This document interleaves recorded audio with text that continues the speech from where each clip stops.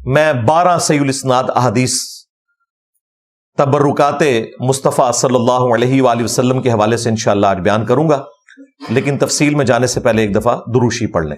اللہم صلی علی محمد وعلی آل محمد واصحاب محمد وازواج محمد وامت محمد اجمعین الی یوم الدین، آمین۔ ہاں جی، 12 ربیع الاول شریف کی نسبت سے 12 صحیح الاسناد احادیث۔ پہلی حدیث صحیح بخاری اور صحیح مسلم دونوں کے اندر موجود ہے کہ اللہ کے محبوب صلی اللہ علیہ وآلہ وسلم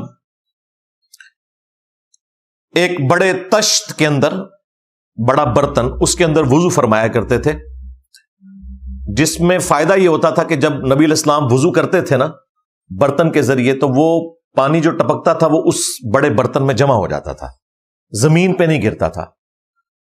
اور اس کے بعد سیدنا بلال رضی اللہ تعالیٰ عنہ نبی علیہ السلام کا وہ بڑا برتن صحابہ کرام میں لے آتے تھے، اور صحابہ کرام علیہم رضوان اس پانی سے جس سے نبی علیہ السلام نے وضو کیا ہوتا، اور وہ وضو کا ٹپکا ہوا پانی ہوتا تھا، اس سے تبرک حاصل کرتے تھے اور اس پانی کو اپنے جسم کے اوپر ملتے تھے۔ حتیٰ کہ بخاری مسلم کے الفاظ ہیں کہ اگر کسی صحابی کو وہ پانی نہ ملتا تو وہ دوسرے صحابی جس نے وہ پانی ملا ہوتا تھا اس کی تری سے اپنا ہاتھ مل کے اپنے جسم کے اوپر ملتے تھے، الحمدللہ۔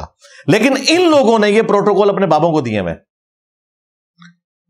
ڈاکٹر طاہر القادری صاحب 2014 کے دھرنوں میں انہوں نے اپنا پسینہ پونچھ پونچھ کے ٹیشو پیپر کے ذریعے اپنے آڈینس میں تقسیم کیا تھا، ویڈیوز موجود ہیں۔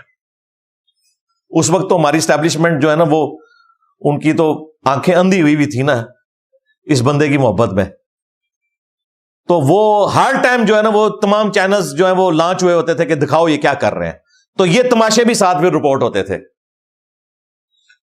ہمیں اختلاف دین تصوف سے ہے کہ یہ حدیثیں لیتے ہیں نبی صلی اللہ علیہ وآلہ وسلم سے متعلق اور فٹ اپنے بابے کرنے شروع کر دیتے ہیں، اور پھر وہ یہ نہیں دیکھتے کہ وہ بابا 500 سال پرانا ہے یا آج کا بابا ہے۔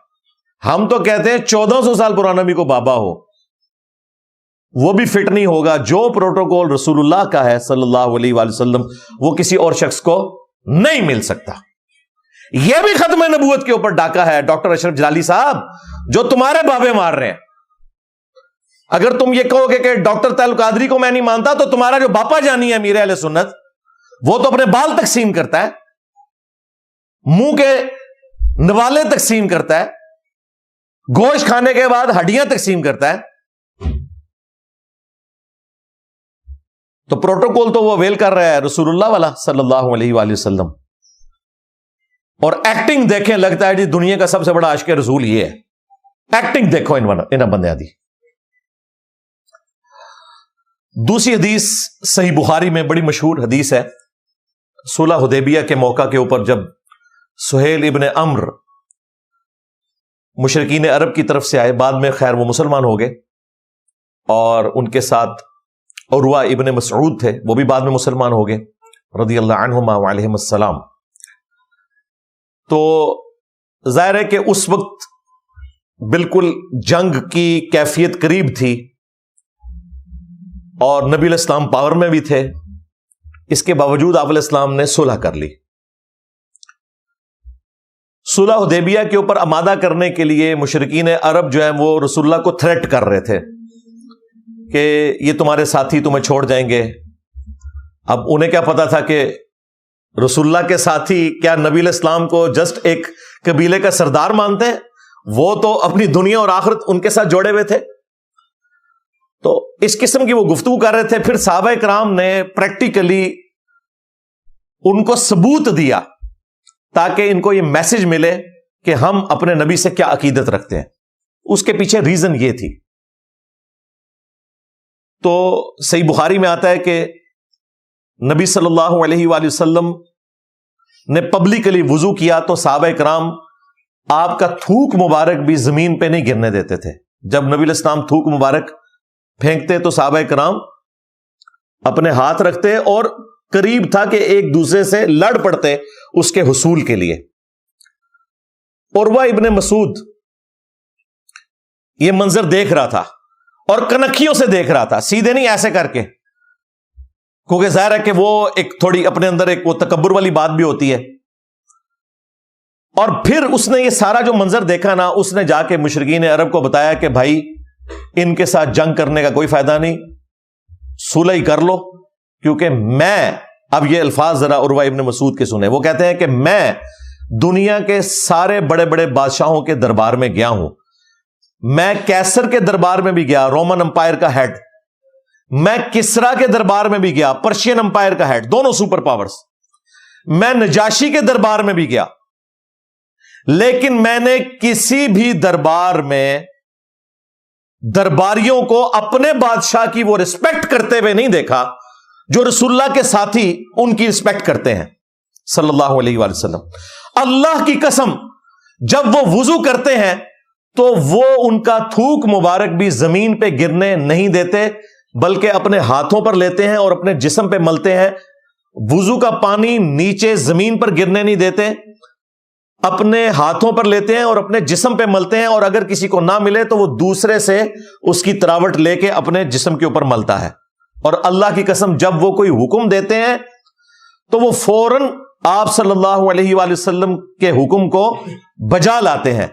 اور اللہ کی قسم وہ اپنے پیغمبر کی ایسی تعظیم کرتے ہیں کہ وہ نگاہ اٹھا کر بھی ان کی طرف نہیں دیکھتے.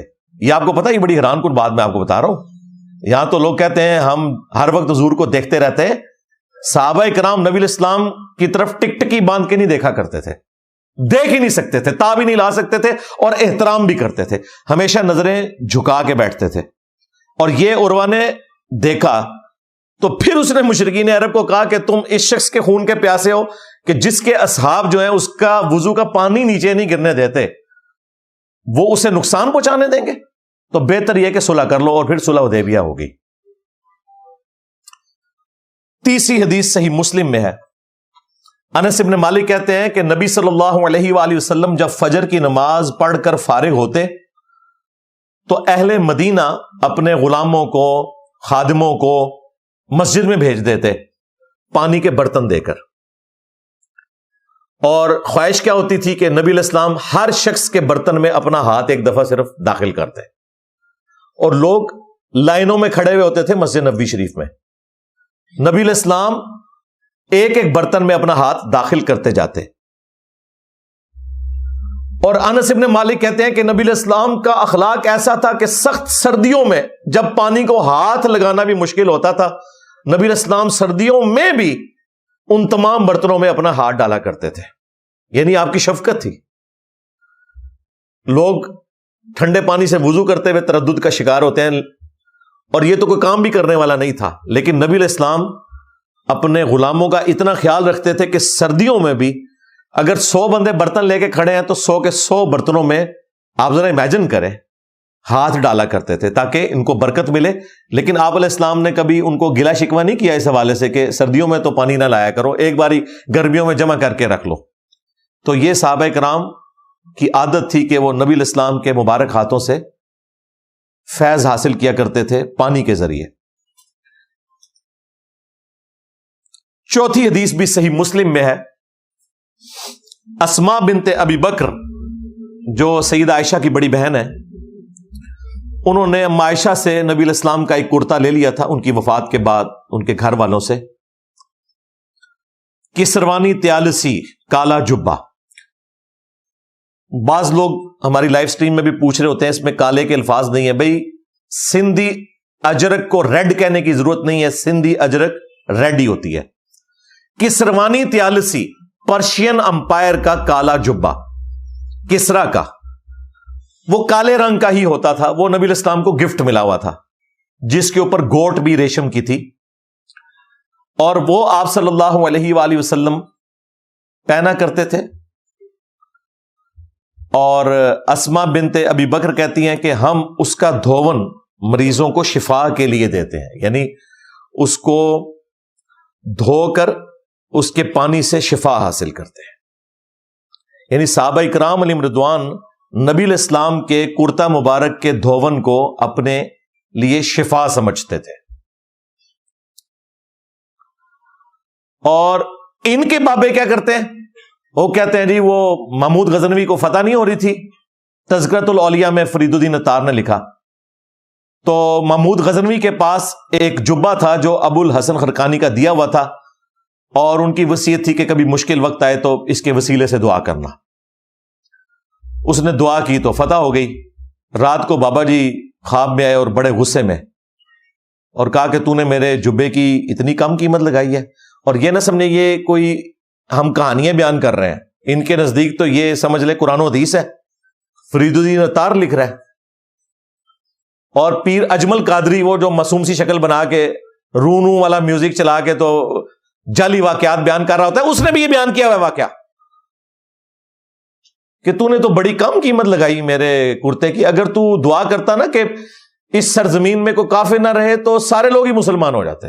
دیکھیں اللہ کے نبی علیہ السلام کے کرتا مبارک کو دیکھ کر، آپ کے چہرے اقدس کو دیکھ کر تو ابو جہل نے، ابو لہب نے کلمہ نہیں پڑھا، لیکن ان کے بابے کے کرتے سے ساروں نے مسلمان ہو جانا تھا۔ کہانی دیکھیں۔ اور صحابہ کرام علیہم رضوان نبی علیہ السلام کا کرتا مبارک جنگ قادسیہ اور یرموک میں تو نہیں لے کے گئے ساتھ، وہاں تو مسلمانوں نے قربانی دی ہے، ایفرٹ پٹ کی ہے، ہزاروں شہادتیں ہوئی ہیں، پھر اللہ تعالیٰ نے فتح دی ہے۔ حالانکہ وہ کرتا مبارک لے کے بھی جایا جا سکتا تھا، اس سے فیض بھی حاصل کیا جا سکتا تھا، اور انہوں نے تو اپنے بابوں کے کرتے رکھے ہوئے آگے۔ یہ ہمیں اختلاف ہے کہ تم لوگ حدیثیں تو لیتے ہو بخاری مسلم سے، فٹ بابے کرتے ہو اپنے۔ ہمیں اختلاف یہ ہے کہ تم لوگوں نے بابوں کو اللہ کے نبی علیہ السلام کے مقابلے پر کھڑا کر دیا۔ اب مجھے بتائیں جب یہ تم حرکت کرو گے تو پھر میں یہ کہنے میں حق بجانب ہوں نا کہ میرا نبی سا ہے ہی کوئی نہیں، تیرے بابے تے شاہی کوئی نہیں۔ خود بھی یہ کہتے ہیں جی گستاخ رسول ہوئے تھے وہ جناب، اینجتے اونجتے اونج، گستاخ تو انہوں نے ڈکلیئر کروا دیا ان کو خود۔ تو اختلاف اس وقت شروع ہوتا ہے جب تم نبی علیہ السلام کی بنیاد کے اوپر اپنے بابوں کو کلیم کرتے ہو۔ 5ویں حدیث صحیح بخاری سے، ام سلمہ ہماری ماں جو بالکل اینڈ پہ فوت ہوئی، واقعہ کربلا کے بھی بعد، یہ امہات المومنین علیہم السلام اجمعین میں سے سب سے آخر میں فوت ہونے والی ہماری ماں ہے۔ ان کے پاس نبی علیہ السلام کے چند بال مبارک تھے جو انہوں نے چاندی کی ایک ڈبیا میں سنبھال کے رکھے ہوئے تھے، اور اہل علاقہ میں سے اگر کوئی بیمار ہو جاتا یا کسی کو نظر لگ جاتی تو وہ اپنا پانی کا برتن بھیجتا، تو سیدہ ام سلمہ سلام اللہ علیہا وہ بال مبارک نکال کے اس میں وہ گھول دیتی، اور لوگ جب اسے پیتے تو شفا ہو جاتی۔ یہ نبی علیہ السلام کے بال مبارک کی بات کر رہا ہوں، اور یہ بال مبارک اس کے تقسیم کر رہے ہیں باپا جانی کے، الیاس قادری صاحب کے۔ نال میں تو چونڈی وڈنی ہے، کیونکہ اس نے کہا ہے کہ یہ وہ اہل سنت کے عقیدے ہیں جن کو آج کل بریلویت کے نام سے جانا جاتا ہے۔ بریلویت اہل سنت نہیں ہے، بریلویت دین تصوف ہے، اہل سنت یہ ہے جو ہم بیان کر رہے ہیں۔ نام ان کے دیکھیں انہوں نے کیا رکھے ہوئے ہیں جی، ہم جو ہیں وہ پہچان کے لیے انڈیا کے شہر کا نام ساتھ لگا رہے ہیں، بریلی یا دیوبند کا، ادروائز ہم تو اہل سنت ہیں۔ بھائی چیک کر لیتے ہیں اہل سنت کی مین سٹریم کی کتابیں کون سی ہیں قرآن کے بعد؟ بخاری اور مسلم۔ بخاری مسلم کھول کے دیکھ لیتے ہیں کون جو ہے وہ اس طریقے پہ نماز پڑھ رہا ہے جو بخاری مسلم میں لکھا ہوا ہے، یعنی کہ رکوع میں جاتے وقت اور رکوع سے اٹھتے وقت رفع الیدین کرنا، اور کون قادیانیوں کے طریقے پہ نماز پڑھ رہا ہے جی، حنفی بریلوی، حنفی دیوبندی، حنفی قادیانی۔ قادیانی فقہ میں حنفی ہیں اور بغیر رفع الیدین کے نماز پڑھتے ہیں۔ تمہاری نماز قادیانیوں والی ہے، اپنے آپ کو سنی کہتے ہو، نام بیچ رہے ہو اہل سنت کا۔ اور سب سے بڑی بات، تمہارے جو عبد القادر جیلانی جن کے نام کے اوپر تم 11ویاں کھا رہے ہو، اور جنہیں بریلوی اور دیوبندی دونوں غوث اعظم کہتے ہیں، اور وہ ایک دھوبی والا جھوٹا واقعہ انہوں نے مشہور کیا ہوا ہے، امداد اللہ مہاجر مکی نے بھی لکھا، جو دونوں کا ابا تھا بریلویوں اور دیوبندیوں کا، غوث پاک کا دھوبی۔ ان کے نام کی جو 11ویاں کھا رہے ہو اور ان کا جو نام بیچ رہے ہو، غوث پاک نے اور ہمارے شیخ عبد القادر جیلانی نے غنیت الطالبین میں نماز کا طریقہ وہی لکھا ہے جو بخاری مسلم میں ہے، رکوع میں جاتے وقت اور رکوع سے اٹھتے وقت رفع الیدین کرنا۔ بس اب آپ نے ان سے پوچھنا ہے کہ سنی کہاں سے ہو؟ نماز تو تمہاری قادیانیوں والی ہے، سنی والی تو نماز ہی نہیں ہے۔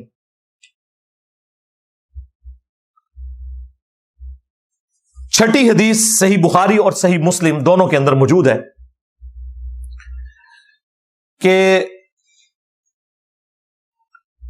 अल्लाह के महबूब सल्लल्लाहु अलैहि वसल्लम ने हज्जतुल वदा के मौका पर जब हलक करवाया, यानी अपने सर के बाल मुंडवाए, तो आपने अपने मुबारक बाल सैयदना अबू तलहा को दिए, जो हजरत अनस इब्न मालिक के बाप लगते थे, क्योंकि उनकी वालदा के साथ इन्होंने निकाह कर लिया हुआ था, उम्मे सुलैम के साथ। अबू तलहा को दिए और कहा कि इनको सहाबा इकराम में तबरकुन तकसीम कर दो। इसी वजह से ये बाल मुबारक फिर आगे चले हैं। लेकिन वसूक के साथ आज किसी के पास कोई बाल है, हम कह नहीं सकते कि ये नबी इस्लाम के बाल मुबारक है। May be, may not be, इनकार भी नहीं करेंगे। हां, जो नस्ल दर नस्ल एक म्यूजियम में सिलसिला चल रहा है, जिस तरीके से टर्की के म्यूजियम के अंदर नबी इस्लाम का बाल मुबारक रखा हुआ है, जाहिर है वो बादशाहों के जरिए आगे ट्रांसफर हुए हैं और बड़े एक कंट्रोल्ड, समझ लें, एनवायरनमेंट के अंदर वो शिफ्ट हुए हैं। उनके बारे में आप किसी हद तक कह सकते हैं कि उसमें कोई दखल नहीं कि कोई इस किस्म की कोई झूठी बात मंसूब हो। बहरहाल फिर भी इनके किसी काम के नहीं वो बाल मुबारक। उसकी वजह यह है कि इनका यह क्लेम है कि नबी इस्लाम का साया नहीं था, यही कहते हैं ना। तो सरकार पाकिस्तान में भी कई लोगों ने बाल मुबारक रखे हुए हैं, बाबा जानी के पास भी हैं, उन्होंने बकायदा एक अलमारी रखी है, उसमें बाल मुबारक है। इनसे रिक्वेस्ट है कि जरा कैमरे में लाएं वो बाल मुबारक और उसके ऊपर टार्च डालें और हमें दिखाएं कि उसका साया है या नहीं है। अगर साया निकल आया तो तुम्हारे बकौल वो फिर नबी इस्लाम के बाल मुबारक नहीं है। ठीक है ना जी, सही डिमांड है ना मेरी। ये तो कहते हैं नहीं साया था, और अगर साया ना निकले तो हम बरेलवी होने के लिए तैयार है। लो सामो, अदरवाइज अपने आप को झूठा मानना है तुमने, कि तुमने गलत अकीदा लोगों को बताया था। आपको पता सारों के साये निकल आने हैं, तो इन्हें दोनों में से एक बात माननी पड़ेगी, या नबी इस्लाम का साया मुबारक मानना पड़ेगा, या यह मानना पड़ेगा कि ये बाल जाली हैं जिनके ऊपर ये सारा इन्होंने तमाशा खड़ा किया हुआ है। ठीक है, साहबा ताबईन या उसके बाद भी अगर नस्ल दर नस्ल कोई पूरी सनद से चीजें ट्रांसफर हो तो वो बिल्कुल ठीक है, उनका कोई इनकार नहीं करता। लेकिन इनके बाल फारिग हो गए। और अगर ये कहें इसके जवाब में कि ये बाल मुबारक जब तक जिस्म के साथ थे उस वक्त तक इनका साया नहीं था, और अलग होके इनका साया है क्योंकि वो जिस्म से अलग हो चुके हैं, तो फिर मैं इनके ऊपर 295C लगवाऊंगा। कि इनका कहना यह है कि नबी इस्लाम का बाल मुबारक उनके जिस्म से अलग हो जाए तो उसकी बरकत खत्म हो जाती है, जबकि सहाबा का तो ये अकीदा नहीं था। मैंने आपको हदीस बताई है सही बुखारी से कि हमारी मां उम्मे सलमा नबी इस्लाम के बाल मुबारक धोवन उनका लोगों को शिफा के लिए दिया करती थी, तो वो जिस्म से अलग ही हुए थे। अगर जिस्म से अलग होने के बाद वो शिफा दे रहे हैं तो फिर उनका साया भी नहीं होना चाहिए तुम्हारी डॉक्ट्रिन के मुताबिक। आप फैसला करो कि किस तरफ तुमने जाके गिरना है। अल्टीमेटली इन्हें मानना पड़ेगा, इन्होंने झूठ के ऊपर मबनी अकायद और नजरियात बताए हैं उम्मत को।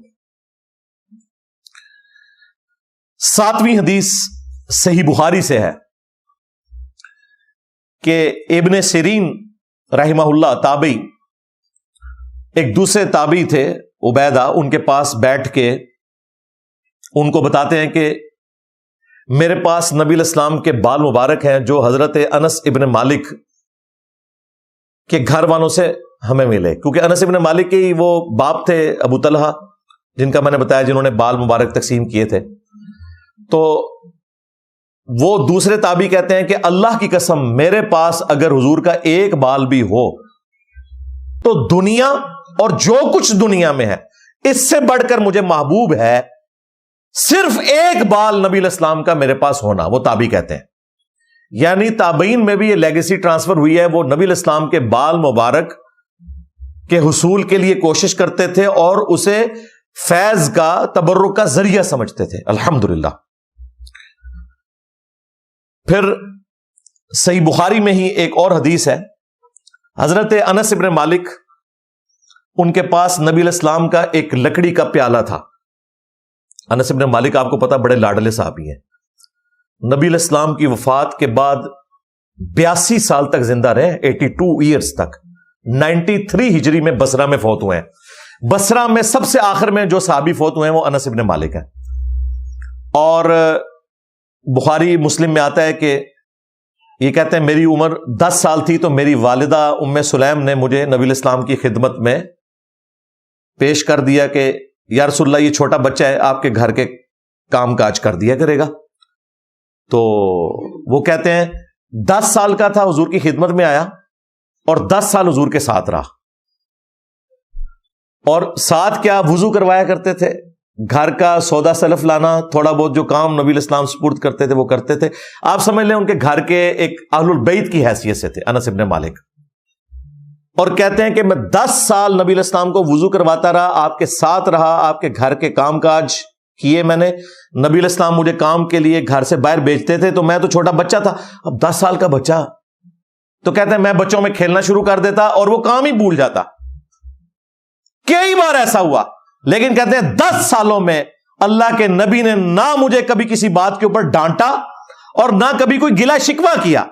ज्यादा से ज्यादा हुआ कि कभी मैं ज्यादा लेट हो गया तो आप मेरे पीछे आते और मुझे बच्चों में खेलते हुए देखते तो प्यार से बुलाते, उनैस, नाम था अनस, उनैस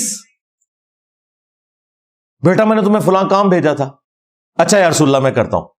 कहते हैं बस ये, कभी डांटा नहीं, कभी मुझे कोई बुरा भला नहीं कहा। कितने साल? 10 साल। और तुम्हारे जो अब्दुल कादिर जिलानी जिनको तुम गौसे पाक कहते हो, और तुमने ही हमें बताया है और तुम्हारे बापा जानी ने लिखा है,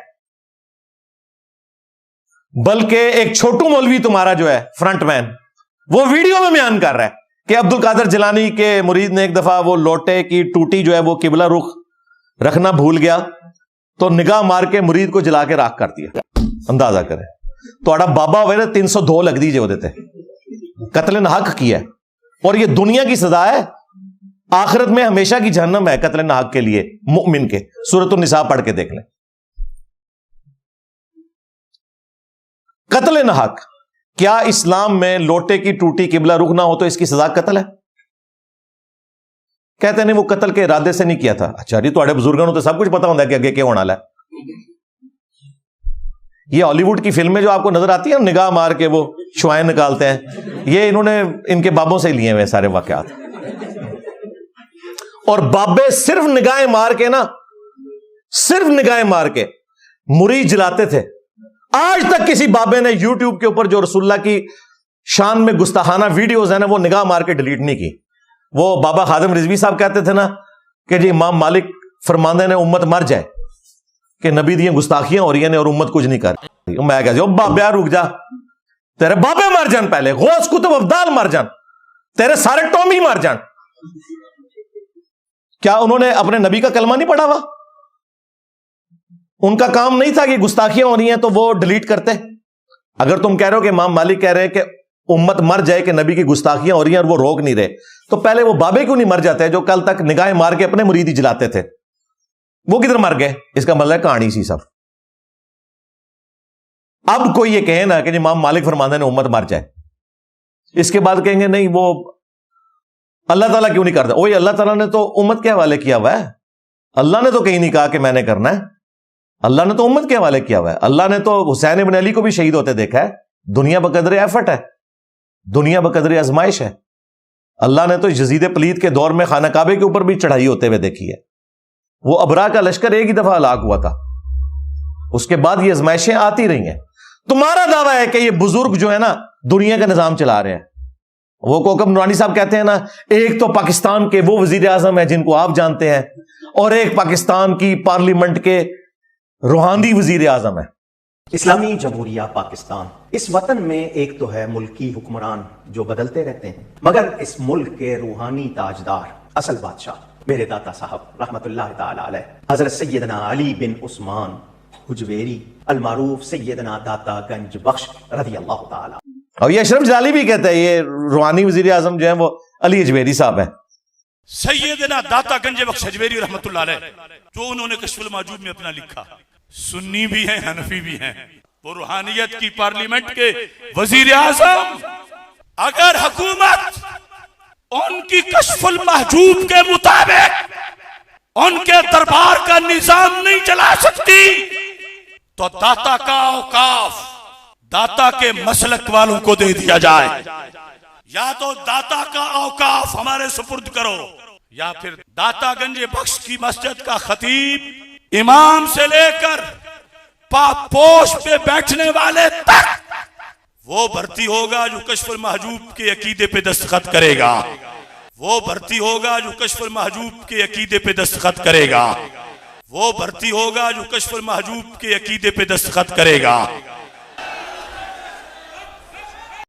جن کے دربار پہ 120 روپے آپ کو جوتی کے ٹوکن پہ دینے پڑتے ہیں، ورنہ واپسی پہ آپ کو جوتی بھی نہ ملے۔ پہلے کہنے سر بزرگاں تھے کوئی وہ تھے چیز چوری کر لیتے انا ہو جاتا ہے، اور کمائی کا اڈا بنایا ہوا ہے۔ تو بزرگ تو نگاہ مار کے اپنے مرید جلاتے رہے، وہ مرید جو اس لیے بیعت ہوئے تھے کہ اپنی آخرت بچاتے، وہ بچارے اپنی جان سے بھی گئے، اپنی آخرت سے بھی گئے، اور بابے کی آخرت بھی لے گئے، کیونکہ بابے نے قتل نہ حق کیا۔ ان کے بابوں نے کسی کا ایمان کیا بچانا تھا، اپنا ایمان بھی مرید کی وجہ سے چلا گیا۔ لوزانو، اور یہ میں ساری باتیں اس لیے کر رہا ہوں کہ ان کا یہ عقیدہ ہے۔ ہمیں کوئی عبد القادر جیلانی سے نہ دشمنی ہے نہ کوئی ہمدردی ہے، ان کا معاملہ اللہ کے سپرد، لیکن ان کا کلیم ہے تو ہم ان کو ان کے کلیم کے مطابق تو جواب دیں گے نا۔ نال لال میں چونیاں وڈاں گا، چوبے ماراں گا، کیونکہ انہیں لینگویج یہی سمجھ آتی ہے، اور یہ لینگویج یہ نہ سمجھے میں ٹونٹ کر رہا ہوں، یہ سب کچھ باقی سب کے ساتھ کرتے ہیں۔ ان کو کوئی حق نہیں پہنچتا کہ ہمیں اس بات کے اوپر ٹونٹ کریں، یہ یہی کرتے رہے ہیں سب کچھ۔ اب اس کا جواب ان کو اسی طریقے سے ملے گا، اسی اصول اور مبادی کے اوپر جواب ملے گا۔ تو ہمارا اختلاف اس وقت شروع ہو جاتا ہے کہ جب آپ نبی علیہ السلام کے پروٹوکول کی چیزیں اپنے بزرگ بابوں میں تلاش کرنا شروع کر دیتے ہیں۔ تو صحیح بخاری میں ایک اور حدیث ہے جس سے بات شروع ہوئی تھی کہ انس بن مالک رضی اللہ تعالیٰ عنہ کے پاس نبی علیہ السلام کا ایک لکڑی کا پیالہ تھا جس میں وہ پانی پیا کرتے تھے، اور اس پیالے کو ایک حلقہ لگا ہوا تھا لوہے کا، اس کی شیپ کو مینٹین کرنے کے لیے۔ تو حضرت انس بن مالک نے ارادہ کیا کہ میں اس کی بجائے نا سونے یا چاندی کا کڑا اس کے اوپر لگوا لوں، کیونکہ اللہ کے نبی کی ایک یادگار چیز میرے پاس ہے جس میں نبی علیہ السلام نے کئی دفعہ پانی پیا۔ تو کہتے ہیں کہ جب میرے باپ کو پتا چلا ابو طلحہ کو، تو انہوں نے مجھے منع کر دیا کہ نبی علیہ السلام کے پیالہ مبارک کی کوئی چیز بھی نہ بدلو، وہ لوہے کا ہے، لوہے کا ہی رہے، چاہے اس کو زنگ لگ جائے کچھ ہو جائے، لیکن تم نے اس کو بدلنا نہیں ہے۔ یعنی صحابہ کرام اس چیز کا بھی اہتمام کرتے تھے کہ نبی علیہ السلام کے تبرکات کو ان کی اصلی شکل میں رکھا جائے۔ اس سے ایک حدیث اوپر صحیح بخاری میں ہی آتا ہے، عمر بن عبد العزیز جو تھے وہ کسی صحابی کے پاس گئے، کوئی دعوت تھی، تو وہ مدینے کے گورنر تھے، بعد میں خلیفہ بھی بن گئے۔ تو انہوں نے ایک پیالے میں انہیں پانی دیا اور بتایا کہ یہ نبی علیہ السلام کا مبارک پیالہ ہے جو میرے پاس رکھا ہوا ہے۔ تو پھر حضرت عمر بن عبد العزیز رحمہ اللہ نے ان سے ریکویسٹ کی کہ یہ آپ مجھے گفٹ کر دیں۔ تو پھر انہوں نے حضرت عمر بن عبد العزیز کو وہ پیالہ گفٹ کر دیا۔ یعنی تابعین بھی صحابہ کرام سے نبی صلی اللہ علیہ وآلہ وسلم کے تبرکات تحفتاً لے لیا کرتے تھے، یہ اس بات کا ثبوت ہے۔ 9ویں حدیث، 9ویں تو میں نمبرنگ میں بتا رہا ہوں، ورنہ تو حدیثیں میں نے کافی ساری بیان کر دی ہیں الحمدللہ۔ جامعہ ترمذی اور سنن ابن ماجہ کے اندر حدیث موجود ہے، نبی صلی اللہ علیہ وآلہ وسلم ایک صحابی کے گھر تشریف لے گئے، تو آپ علیہ السلام کو پیاس لگی، تو گھر والوں نے اشارہ کیا کہ فلاں جگہ وہ مشکیزہ لٹک رہا ہے، تو آپ اس سے پانی پی لیں۔ نبی علیہ السلام نے بجائے ان سے پانی منگوانے کے آپ خود اٹھے اور آپ علیہ السلام نے اس مشکیزے کو منہ لگا کے پانی پیا، اور یہ صرف اس مشکیزے کو یا اس بوتل کو آپ منہ لگا کے پانی پی سکتے ہیں جس کا منہ بند ہو، ادروائز اگر بیچ میں کوئی کیڑا گیا ہو تو وہ نقصان ہو سکتا ہے۔ نبی علیہ السلام نے جب پانی پی کے دوبارہ مشکیزے کا منہ بند کیا، تو وہ ان کی جو گھر والی ہیں وہ بھی صحابیہ تھی، وہ کہتی ہیں کہ جیسے ہی نبی علیہ السلام واپس پلٹے تو میں نے فوراً اس کا چھری سے منہ کاٹا اس مشکیزے کا، اور اپنے پاس تبرکن رکھ لیا کہ اس کے ساتھ میرے نبی صلی اللہ علیہ وآلہ وسلم کے مبارک ہونٹ لگے ہوئے۔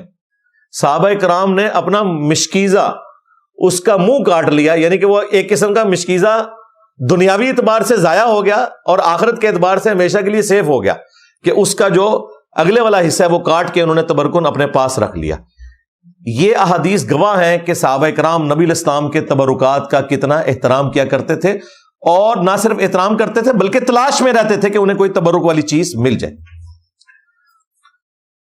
10ویں حدیث صحیح بخاری میں نبی صلی اللہ علیہ وآلہ وسلم کو ایک عورت نے اپنے ہاتھوں سے چادر بنا کے گفٹ کی, بڑی اچھی چادر, اور صحابہ کرام کہتے ہیں کہ نبی علیہ السلام کو اس چادر کی اس وقت ضرورت بھی تھی. بسا اوقات تو نبی علیہ السلام صرف ایک ہی چادر اوڑھے ہوتے تھے, کبھی کبھار 2 چادریں بھی, غربت کی وجہ سے, اور یہ فقر آپ نے اڈاپٹ کیا ہوا تھا. تو نبی علیہ السلام کو جیسے ہی اس نے چادر گفٹ کی نا, تو آپ علیہ السلام اندر تشریف لے گئے اور آپ نے اس چادر کو تہمت بنایا, اور جو آلریڈی آپ نے چادر پہنی تھی وہ اوپر لے لی اور باہر تشریف لائے. جیسے ہی باہر آئے تو وہاں ایک صحابی بیٹھے تھے, ان کا یا رسول اللہ یہ چادر کتنی خوبصورت ہے جو آپ نے تہمت پہنی ہوئی ہے, اگر آپ یہ مجھے گفٹ کر دیں. اچھا, کوئی لحاظ نہیں کیا کہ یہ ابھی تو حضور کو ملی ہے اور حضور کو ضرورت بھی تھی. نبی علیہ السلام فوراً اٹھے, اندر تشریف لے گئے, اور پیچھے اب صحابہ کرام اس کی کلاس لے رہے ہیں کہ یہ تو نے کیا حرکت کی ہے, نبی علیہ السلام کو ضرورت بھی تھی تو, اور تجھے یہ بھی پتا ہے کہ اللہ کے نبی علیہ السلام کسی کو نہ نہیں کرتے جب ان سے کوئی چیز مانگ لی جاتی تھی. تو اس نے کہا یہ میں نے اپنے کفن کے لیے مانگی ہے, اور صحابہ کرام کہتے ہیں کہ جب وہ فوت ہوا اسے اسی چادر میں دفنایا گیا, اللہ نے اس کی دعا پوری بھی کر لی. نبی علیہ السلام باہر تشریف لائے, آپ نے وہ چادر فولڈ کر کے اس کے حوالے کی, اور وہ اس نے پھر سنبھال کے رکھی یہاں تک کہ اس کا وہ کفن بنا. الحمدللہ. 11ویں حدیث صحیح بخاری اور صحیح مسلم دونوں میں موجود ہے. ام سلیم, وہی انس ابن مالک کی جو والدہ تھی, ظاہر ہے وہ نبی السلام کے گھر فریکوینٹلی آتی تھی, اپنا بیٹا انہوں نے وقف کیا ہوا تھا آپ کی خدمت میں. تو وہ ایک دن آئیں تو انہوں نے دیکھا کہ نبی السلام جو ہے وہ آرام فرما رہے ہیں, اور وہ راوی کہتے ہیں کہ جب نبی علیہ السلام سویا کرتے تھے تو آپ کو کثرت سے پسینہ آیا کرتا تھا. تو ام سلیم نے ایک بڑا برتن لیا اور انہوں نے نبی علیہ السلام کا پسینہ مبارک اس میں جمع کرنا شروع کر دیا. حضور سوئے میں, اور کوئی بال مبارک داڑھی کے کوئی چادر پہ یا قمیض پہ لگے ہوئے ہیں جو اتر گئے ہوئے ہیں, وہ بھی ساتھ ساتھ انہوں نے نا جمع کرنے شروع کر دیے. نبی علیہ السلام کی فوراً آنکھ کھل گئی. آپ نے فرمایا یہ کیا کر رہی ہو؟ ان کا یا رسول اللہ آپ کا پسینہ مبارک سب سے بہترین خوشبو ہے اس دنیا کی, ہم اس کو اپنے عطر میں ملاتے ہیں خوشبو حاصل کرنے کے لیے, اور بال مبارک بھی آپ کے تبرکن رکھتے ہیں. تو نبی علیہ السلام نے فرمایا تم نے اچھا کام کیا. نبی علیہ السلام نے اسے انڈورس کیا, یعنی آپ صلی اللہ علیہ وآلہ وسلم کا پسینہ مبارک کوئی عام پسینے کی طرح نہیں ہے, اس میں سے خوشبو آیا کرتی تھی. اور یہ پروٹوکول صرف نبی علیہ السلام کا ہے, لیکن 2014 کے دھرنوں میں ڈاکٹر طاہر القادری نے اپنا پسینہ, بدبودار پسینہ, ٹیشو پیپر میں اپنے مریدین میں تقسیم کیا. یہ پسینے والا پروٹوکول تو ہم سیدنا ابوبکر, عمر, عثمان و علی رضی اللہ عنہم اجمعین وعلیہم السلام اجمعین کے لیے ماننے کے لیے تیار نہیں ہے جو یہ اپنے بابوں کے لیے مانتے ہیں. لہذا یہ کہنا کہ یہ اہل سنت کے عقیدے ہیں, نہیں جی, یہ دین تصوف کے عقیدے ہیں. اہل سنت کے عقیدے یہ ہیں کہ یہ پروٹوکول صرف نبی علیہ السلام کا ہے. الحمدللہ. 12 نمبر حدیث صحیح بخاری میں اوپر تلے 10 احادیث امام بخاری نے لی ہیں, اور ان کے اوپر چیپٹر کی ہیڈنگ بنائی ہے نبی علیہ السلام کی جگہوں کو تلاش کر کر کے وہاں پر نماز پڑھنا. اور وہ عبداللہ ابن عمر کا عمل لے کے آئے ہیں کہ وہ سفر حج کے دوران ان جگہوں کو تلاش کیا کرتے تھے جہاں اللہ کے نبی علیہ السلام نے اپنے سفر حج میں نماز پڑھی تھی.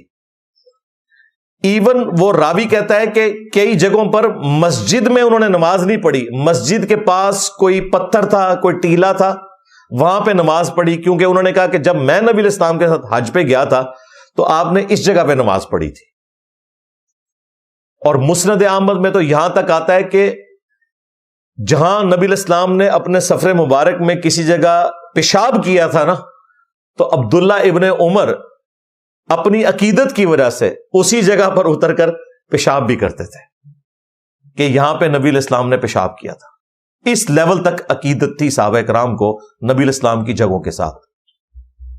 اور پیشاب مبارک سے متعلق تو وہ حدیث بالکل صحیح سند کے ساتھ ہے.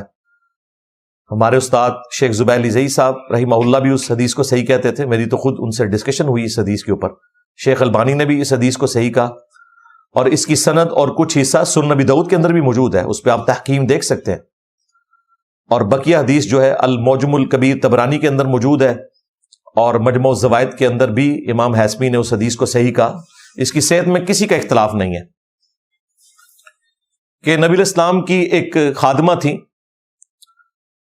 وہ آپ صلی اللہ علیہ وآلہ وسلم کی خدمت پہ مامور تھیں. ایک دن نبی علیہ السلام نے ان سے پوچھا کہ وہ میری چارپائی کے نیچے ایک لکڑی کا پیالہ جو تھا وہ کدھر گیا. ابو داؤد میں اتنی حدیث ہے کہ نبی علیہ السلام کی چارپائی کے نیچے ایک بڑا لکڑی کا پیالہ ہوتا تھا, جو سردیوں میں نبی علیہ السلام اس میں پیشاب کیا کرتے تھے. ظاہر سردیوں میں اٹھ کے باہر جانا ایک تردد والا کام ہے, تو آپ اس پیالے میں پیشاب کر لیا کرتے تھے تاکہ باہر نہ جانا پڑے. اب اس خادمہ کو نہیں پتا تھا, وہ نئی نئی آئی تھی. نبی علیہ السلام نے کہا کہ یہ پیالہ تھا. انہوں نے کہا یا رسول اللہ میں نے تو وہ پی لیا. اچھا مجھے آپ ذرا ایمانداری سے بتائیں, پیشاب کی اتنی بدبو ہوتی ہے کہ تھوڑا سا پیشاب بھی اگر کسی جگہ پہ ہو نا تو اس کا تعفن بتا دیتا ہے. اب لکڑی کا پیالہ جس میں نبی علیہ السلام کا پیشاب تھا وہ اس صحابیہ نے پی لیا اور اسے نہیں پتا چلا. ورنہ اگر اسے پتا ہوتا نا یہ پیشاب ہے, اس نے نہیں پینا تھا, جان بوجھ کے نہیں پیا. یہ ذہن میں رکھیے گا, یہ جو خادم رضوی صاحب اور یہ باقی لوگ جو بنا کے چیزیں پیش کرتے ہیں نا نبی علیہ السلام کے اس طریقے سے پیشاب مبارک کے بارے میں, وہ بالکل ایگزیجریشن ہے, وہ دوسری ایکسٹریم ہے, اس کو نہیں ہم مانتے. یہاں ان کو نہیں پتا چلا, پی لیا. تو نبی علیہ السلام نے فرمایا تم نے اپنے اور جہنم کی آگ کے درمیان ایک مضبوط آڑ قائم کر لی ہے, کیونکہ تمہارے پیٹ میں میرا پیشاب چلا گیا. لیکن آپ نے کبھی اپنا پیشاب مبارک کسی کو پینے کے لیے نہیں دیا. یہ جو ایتھیسٹ مذاق اڑاتے ہیں نا کہ یہ دیکھو یہ تو یہ کرتے ہیں, یہ ایک واقعہ تھا, ایک فضیلت اس صحابیہ کو ملنی تھی, مل گئی.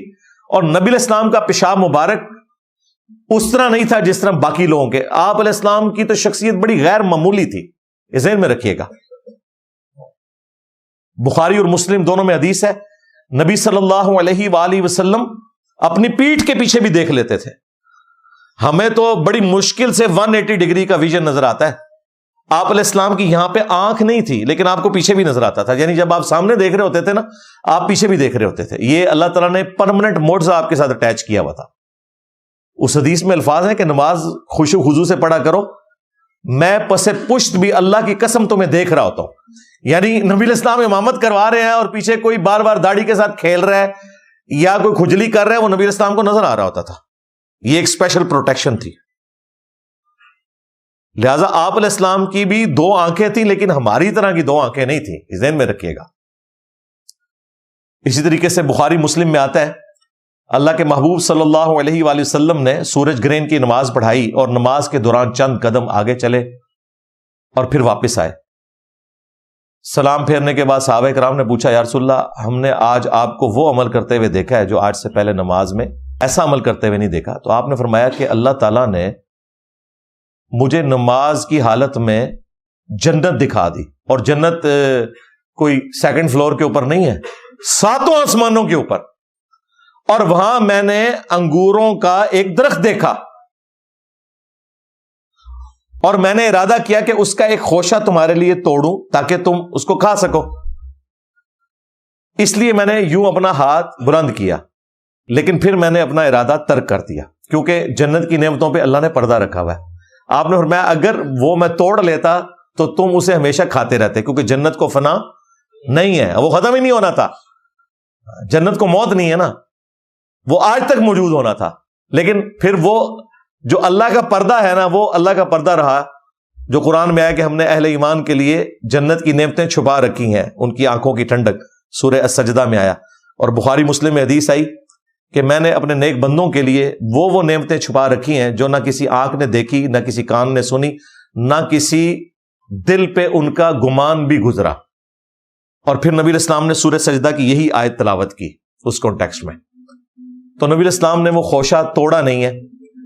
اب کہنے کو تو نبی علیہ السلام کے بھی ہاتھ مبارک تھے، لیکن ہاتھ کیا ساتوں آسمانوں کے اوپر پہنچنے والے، اور وہ توڑ کے آپ علیہ السلام وہ لے بھی آتے.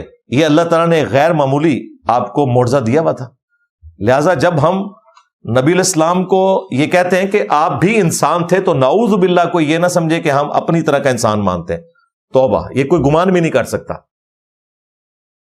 باقی وہ آیت برحق ہے، قل انما انا بشر مثلکم، کہ نبی تم فرما دو کہ میں انسان ہونے میں تمہاری طرح ہوں. اسپیشی میں، مرتبے کی بات نہیں ہو رہی.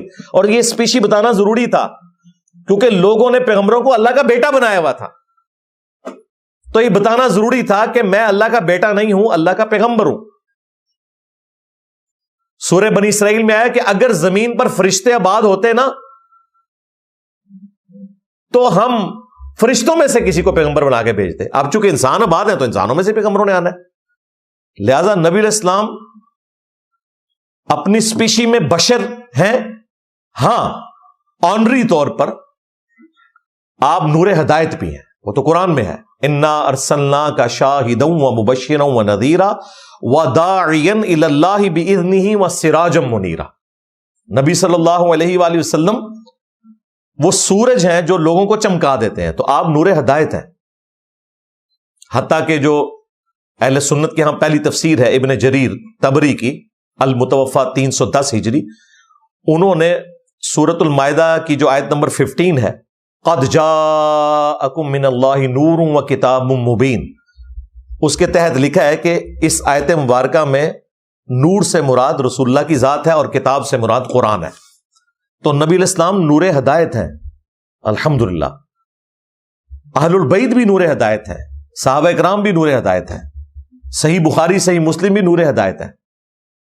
لیکن نبی علیہ السلام کی جو اسپیشی ہے وہ انسان ہے. اس اعتبار سے انسان اشرف المخلوقات ہے.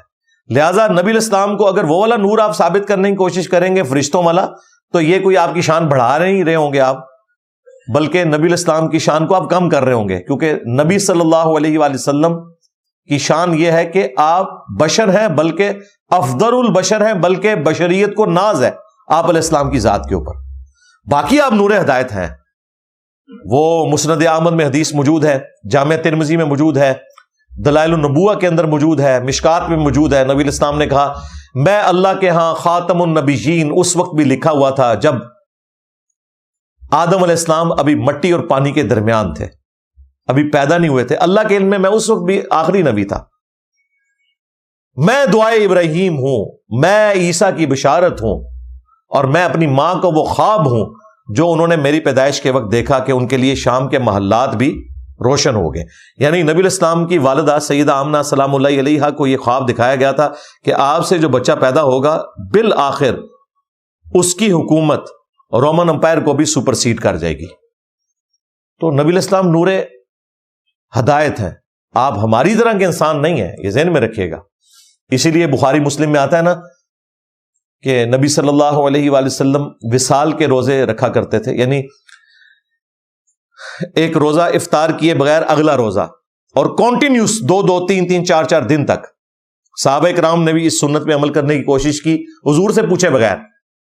ان کے لیے اتنا ہی کافی تھا کہ اللہ کے نبی کر رہے ہیں، لیکن وہ نبھا نہیں سکے، بے ہوش ہو گئے. تو نبی علیہ السلام ناراض ہوئے. آپ نے فرمایا ایکم مثلی، تم میں سے کون ہے جو میری مثل ہو؟ کسی نے نہیں پڑھا قل انما انا بشر مثلکم.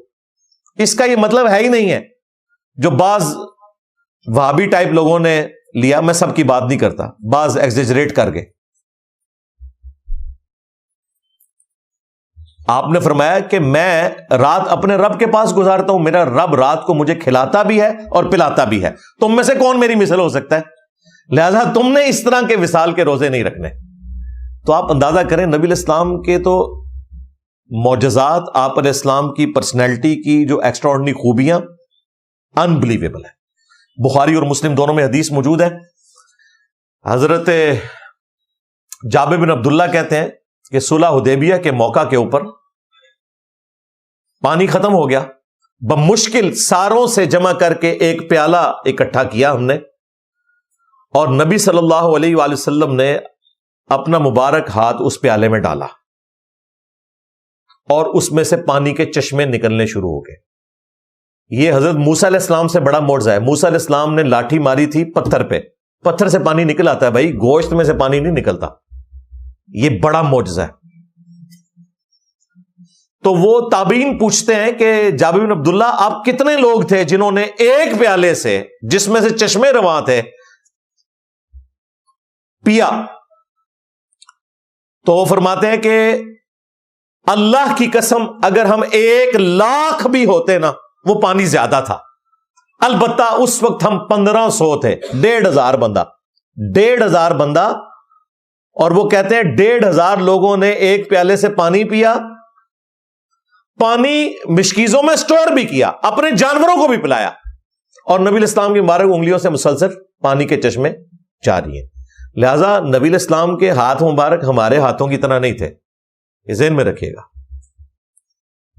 بلکہ وہ صحیح مسلم میں ایک حدیث ہے کہ ایک اور سفر میں اسی طریقے سے راشن کم پڑ گیا تو حضرت عمر نے کھانا پانی ایک دسترخوان میں تھوڑا سا جمع کیا اور کہا یا رسول اللہ آپ برکت کے لیے دعا فرمائیں۔ تو آپ علیہ السلام نے برکت کی دعا کی تو وہ ہزاروں لوگوں کو کفایت کر گیا۔ یہ جتنے معجزات ہیں ان میں آپ کو ہمیشہ یہ ملے گا کہ تھوڑا سا پانی تھا اور وہ ہزاروں کو کفایت کر گیا۔ کریشن ایکس نہیلو کبھی نہیں ہوگی، عدم ماز سے وجود نہیں آئے گا، وہ صرف اللہ کی خوبی ہے۔ نبی الاسلام کی دعا کی برکت سے تھوڑے میں اضافہ ہو جاتا تھا۔ یہ کبھی نہیں ہوا کہ نبی الاسلام جو ہے وہ ایسے صراحتاً اپنا ہاتھ مبارک آگے کریں اور اس میں سے پانی نکلے، نہیں، تھوڑا پانی ہوگا اس میں ہاتھ رکھیں گے تو پانی جاری ہوگا۔ یہ اللہ نے فرق رکھا ہوا ہے۔ عدم ماز سے وجود اللہ کی خوبی ہے، آلریڈی جو موجود ہے وہ اللہ تعالیٰ اپنے پیغمبروں کے ذریعے اس میں برکت ڈال دیتا ہے۔ وہ تو کئی ایک احادیث موجود ہیں، لیکن دیکھ لیں یہی حضرت عمر جو نبی الاسلام سے ریکویسٹ کر کے دعا کروا رہے ہیں اور برکت سے پانی اور کھانا کفایت کر رہے ہیں، کبھی رسول اللہ کی قبر پہ جا کے اس قسم کی انہوں نے کوئی ریکویسٹ نہیں کی۔ اس کے الٹ ملتا ہے صحیح بخاری میں 1010 نمبر حدیث 1010، حضرت عمر فاروق رضی اللہ تعالیٰ عنہ کے دور میں جب کبھی بھی قحط پڑتا تو انس بن مالک کہتے ہیں کہ وہ نبی الاسلام کے چچا عباس بن عبد المطلب کو لے کر اللہ کی بارگاہ میں حاضر ہوتے نماز استسقاء پڑھنے کے بعد، اور پھر دعا کرتے اللہم انا کنا نتوسل الیک بنبینا، اے اللہ پہلے ہم تیرے نبی کے وسیلے سے تیری طرف متوجہ ہوتے تھے اور تو ان کی دعا کی برکت سے بارش نازل فرماتا تھا، اب ہم تیرے نبی کے چچا کو لے کے آئے، ان کی دعا کی برکت سے بارش نازل فرما، تو بارش ہو جاتی۔ کیا حضرت عمر رسول اللہ کی وفات کے بعد نبی صلی اللہ علیہ وآلہ وسلم کی اللہ کے حضور بزرگی کے قائل نہیں تھے؟ ہمارے نزدیک تو وفات کے بعد نبی الاسلام کا مقام اور بڑھ گیا، وَلَلْآخِرَةُ خَيْرٌ لَكَ مِنَ الْأُولَى، اے نبی تمہارا ہر آنے والا لمحہ گزرے ہوئے سے بہتر ہے۔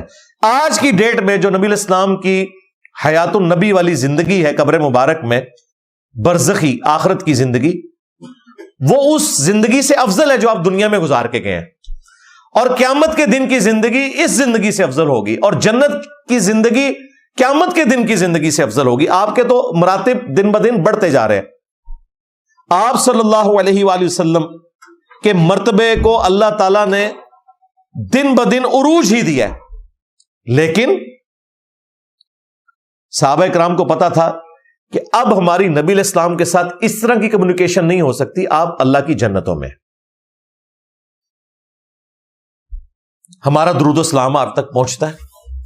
بخاری مسلم دونوں میں حدیث ہے، جب تم پڑھو گے السلام علیکہ ایھا النبی ورحمۃ اللہ وبرکاتہ، السلام علینا وعلی عباد اللہ الصالحین، تو زمین و آسمان میں ہر نیک بندے تک تمہارا سلام پہنچ جائے گا۔ ہم یہاں جب پڑھتے ہیں نا السلام علیکہ ایھا النبی، تو ہمارا سلام ہمارے نبی تک پہنچ رہا ہے، یہ ہم کو اسٹوری نہیں ہے یہ جو دیوبندیوں نے اور وہابی اہل حدیثوں نے مشہور کر دیا یہ شب معراج کی گفتگو ہے، جھوٹ۔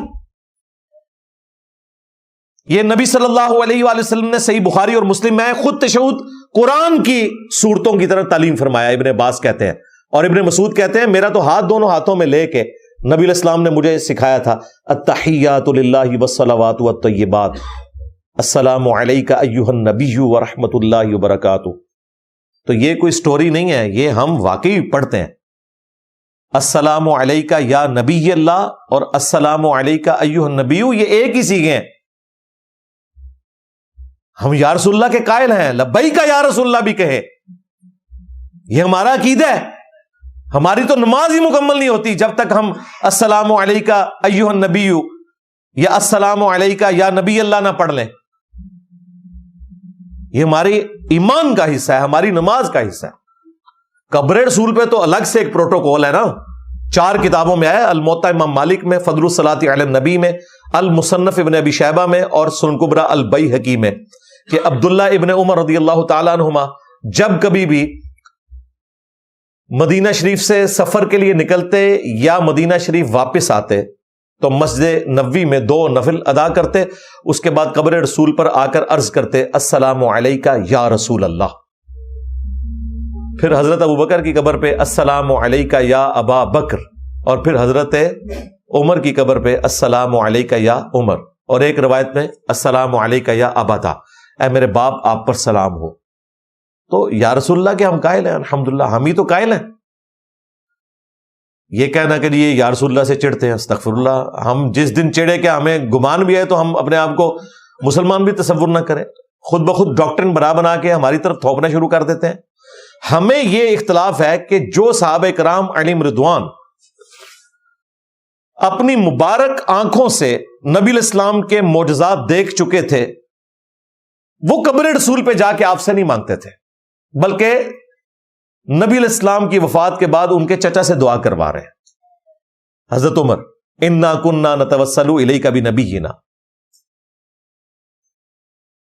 اور سیدنا عمر امت کو عقیدہ بتا رہے ہیں کہ صحیح وسیلہ شخصی یہ ہے کہ جو شخص دنیا میں موجود ہے اس سے جا کر دعا کروانا۔ لیکن یہ کہتے ہیں نہیں قبر سے جا کے مانگو، ایک طرف کہتے ہیں جی ہم بھی آخرت کی زندگی مانتے ہیں، لیکن دوسری طرف انہوں نے وہ جعلی واقعہ شیخ احمد رفاعی کا مشہور کیا ہوا ہے، جو شیخ زکریا کاندلوی دیوبندی تبلیغی جماعت والے نے بھی لکھا فضائل حج میں، اور باپا جانی نے فیضان سنت میں، اور مفتی تقی عثمانی صاحب نے درس حدیث میں وہ واقعہ سنایا ہوا ہے۔ درس حدیث کا اس واقعے سے کیا لینا دینا کہ جی 555 ہجری میں نبی الاسلام کی وفات کے 500 سال بعد جب شیخ احمد رفاعی جو ہیں وہ قبر رسول پہ حاضر ہوئے اور سلام عرض کیا اور نعت اشعار پڑھے، تو نبی الاسلام سے انہوں نے ریکویسٹ کی کہ اپنا ہاتھ مبارک باہر نکالیں۔ کہتے ہیں 90,000 لوگوں کی موجودگی میں حضور کا ہاتھ نکلا باہر، اور شیخ احمد رفاعی نے بوسہ دیا، اور ان 90,000 لوگوں میں شیخ عبد القادر جیلانی کا نام بھی ذکر کیا جاتا ہے۔ کول بھی ٹھوک دیتا۔ میں نے کہا بڑی بدبختی ہے، عبد القادر جیلانی نے تو ہاتھ نہیں چوما، اس میں لکھا ہے صرف شیخ احمد رفاعی نے چوما۔ مرید نے چوم لیا، اس کا پیر عبد القادر جیلانی وہاں ہے، وہ نہیں چوم سکا۔ جھوٹ جھوٹ بولو اور بولو، بولتے جاؤ۔ یہ مبارک ہاتھ سیدہ فاطمہ کے لیے نہیں نکلا، ہاں یہ مبارک ہاتھ سیدہ عائشہ کے لیے نہیں نکلا جب وہ جنگ جمل کے لیے روانہ ہوئی، ہاں یہ مبارک ہاتھ اس وقت نہیں نکلا جب سقیفہ بنی ساعدہ ہو رہا تھا اور خلافت کے حوالے سے صحابہ کرام میں اختلاف ہو گیا اور 6 مہینے تک حضرت علی ناراض رہے، کسی کو وہم بھی نہیں آیا کہ جا کے قبر رسول سے فیصلہ کروا لے۔ یہ ایکسٹراپولیٹ کرتے ہیں نا آیات کو، جی قرآن میں آیا وَلَوْ أَنَّهُمْ إِذْ ظَلَمُوا أَنفُسَهُمْ جَاءُوكَ، سورہ النساء کی آیت نمبر 64، کہ جب اپنی جانوں پر ظلم کر لو تو نبی کی بارگاہ میں حاضر ہو، پھر نبی الاسلام بھی تمہارے لیے شفاعت کرے۔ وہ کہتے ہیں آج کی ڈیٹ میں تو پھر ہمیں قبر رسول پہ ہی جانا پڑے گا نا۔ بھائی آج کی ڈیٹ کے لیے تو نبی الاسلام نے وظیفہ بتایا ہوا ہے، صحیح مسلم میں حدیث ہے، جو اذان کا جواب دے اس کے بعد دروشی پڑھے اور الوسیلہ والی دعا مانگے جو بخاری میں آئی ہے، تو میری شفاعت اس کے لیے حلال ہو جائے گی، کوئی خرچہ کرنے کی ضرورت نہیں۔ ویسے تو جانا ایک سعادت ہے، قبر رسول کی حاضری اس پلانٹ ارتھ کی نفلی عبادات میں ٹاپ کے اوپر عبادت ہے۔ جو لوگ مدینہ شریف رہتے ہیں وہ روزانہ حاضری دیں، اس میں تو کوئی شک نہیں ہے، لیکن نبی الاسلام غریبوں کے بھی پیغمبر ہیں، انہوں نے ہر شخص کے لیے وظیفہ بتا دیا۔ تو اس طرح اگر آپ ایکسٹراپولیٹ کریں گے تو بھائی صحابہ کرام نے قبر رسول سے جا کے کیوں نہیں اپنے فیصلے کروائے؟ اگر ایکسٹراپولیٹ کرو گے نا آیات کو اس طریقے سے، تو یہ تو 64 نمبر آیت ہے نا، 65 نمبر آیت ہے، اے نبی مجھے تیرے رب ہونے کی قسم یہ اس وقت تک مؤمن ہی نہیں ہو سکتے جب تک کہ اپنے ہر فیصلے میں تمہیں حاکم نہ مان لے۔ تو صحابہ کرام کا کام تھا بقول تمہارے کہ اس آیت کو ایکسٹراپولیٹ کرتے، اور جب خلافت کا اختلاف ہوا تو بجائے سقیفہ بنی ساعدہ کا فیصلہ ہوتا، قبر رسول سے جا کے فیصلہ کرواتے کہ جی قرآن میں آیا، اور اس کے بعد کوئی عدالت قائم نہیں ہونی چاہیے تھی، نبی الاسلام سے ہی فیصلے کروایا کرتے۔ اس کے جواب میں کیا کہیں گے؟ نہیں بھائی یہ تو اس وقت تھا جب نبی الاسلام دنیا میں موجود تھے۔ بس سمجھ آ گئی؟ کیونکہ انہیں پتا اب اس طرح فیصلے نہیں ہو سکتے، اب قرآن و سنت سے فیصلہ ہوگا۔ اسی طریقے سے وَلَوْ أَنَّهُمْ إِذْ ظَلَمُوا أَنفُسَهُمْ جَاءُوكَ، بالکل رسول اللہ کے پاس ہی حاضر ہوں گے جب نبی الاسلام سامنے موجود ہوں گے۔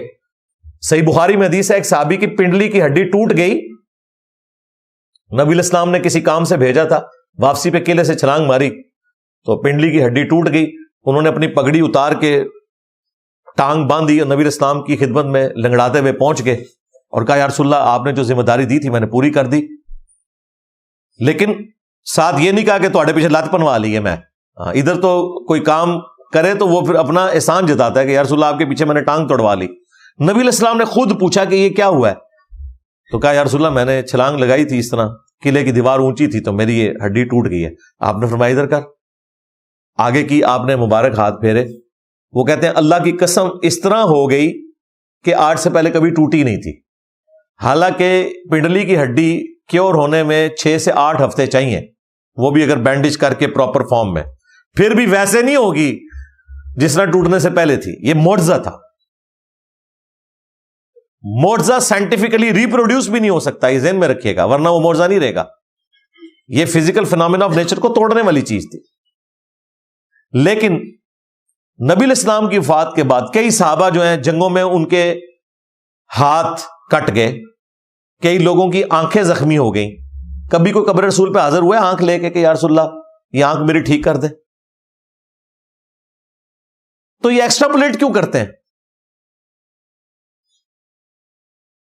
نبی الاسلام کے معجزات مبارک زندگی سے اٹھاتے ہیں، انہیں ایکسٹراپولیٹ کر کے وفات کے بعد فٹ کرتے ہیں۔ اگر وفات کے بعد اس طریقے سے فٹ کرنے پھر تو اس طرح کی کئی مثالیں موجود ہیں، وہ آپ کو کرنی پڑیں گی۔ انہیں بھی پتا ہے کہ ایسا نہیں ہوتا، ایسا تو نہیں ہوگا، تو غلط کر رہے ہیں، دھوکہ دے رہے ہیں، پھر الٹا کہتے ہیں جی آپ نبی الاسلام کو نہیں مانتے، ان کی شان کو نہیں مانتے۔